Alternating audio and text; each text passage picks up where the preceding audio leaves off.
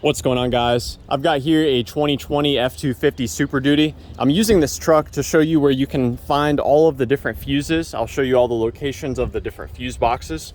We're going to begin by checking out the ones that are inside the car. It's in the passenger floorboard. We've got to kind of remove our floor mat here. And then if we peek inside here, we can see there's a cover here for us to remove. Real simple to do so. You basically just pull it out like so. So you pull it from the back and then you allow it to pull forward. And that's going to reveal all of the different fuses right here.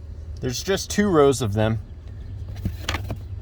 And I'll actually go into detail about identifying these at the end of the video.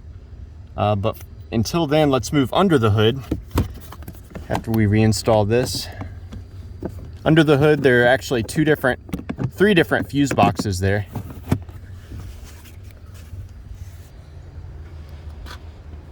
It helps to have a little step stool, something where you can get boosted up a little bit. Or if you're really tall, that helps as well.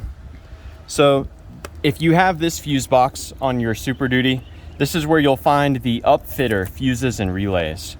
I have a separate video that goes into detail on the upfitter, but these are the different fuses and relays just for those upfitter switches. Now I've got the cover removed on this already, but this is an often overlooked fuse box area. These fuses you cannot visually inspect, and they're really strong too. These normally don't go off. If these blow, it's normally because you get in an accident or someone is reckless with the wiring and pops these big fuses here. But this is the cover for that. You can see it's retained by this little tab here, and there's a tab here also. And before I wiggle this back on, let's go ahead and take a look at the main fuse box assembly. So it's actually behind the battery here. It's tough to get in here. And I want to let you know, there's a common issue with these Super Duties on the 2019, the 2020, and the 2021, where if this box is not installed correctly, you can actually cause damage to the fuse box. Water can seep in and cause weird electrical issues. So let's look at taking this out. So there are 2 tabs here on the front of the box. You basically push in and lift up on the fuse box. So it's going to hinge upward.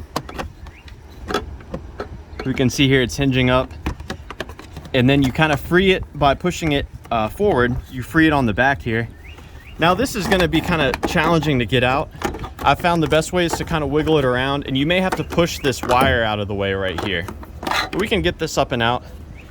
The fuses, they're identified by number on the back, so not super helpful. We can see here the fuses there. Now I mentioned that issue with the water intrusion. When you remove your fuse box, make sure that none of the tabs on it are broken. And you'll want to inspect the tabs on the fuse box itself as well. Make sure that they're intact. So you can see there's one right down there that I'm just barely pointing at. And let's see here.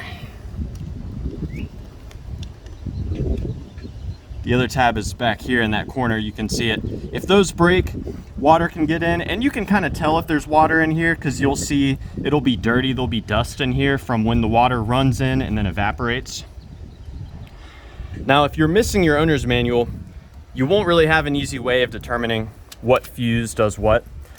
And I have other videos that go more in depth on the different electrical systems on this car, but I just want to show you here. I've got an owner's manual, and I'm filming this in 4K. If you feel free to pause the video at any time to read about the fuses here. These are going to be the fuses that are in that main fuse box assembly that I just showed you. And I'll show you the fuses for the inside also.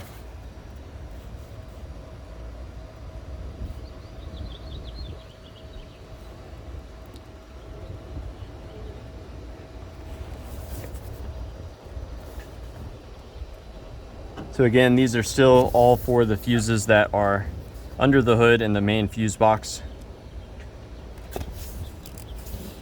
If you do have the owner's manual, all this starts on page 332. And now we're moving to the fuses that are inside the car.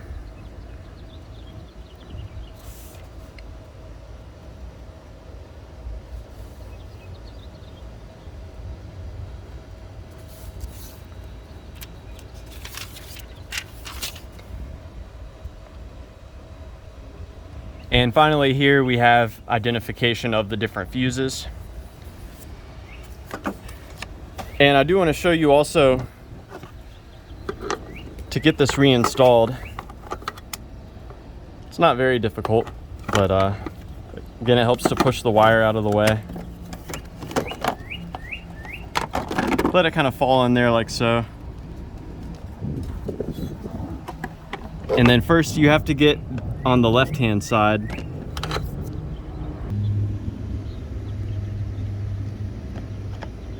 You get the left punched in, get it to where this can kind of hinge up and down, and then you just push down in the front and it should click. And when you're done, you'll want to double check and make sure that in the corners the tabs are in there and they're not broken. So yeah, I hope that this information has been helpful for you, or at the very least a good starting point in troubleshooting the electrical systems on your Super Duty. I do have other videos on this truck that go into more in-depth things on things like the radio, the starting system, things of that nature. So feel free to check out my other videos. Also leave a comment down below if you have any advice or any questions that we might be able to help you with. Thanks for watching.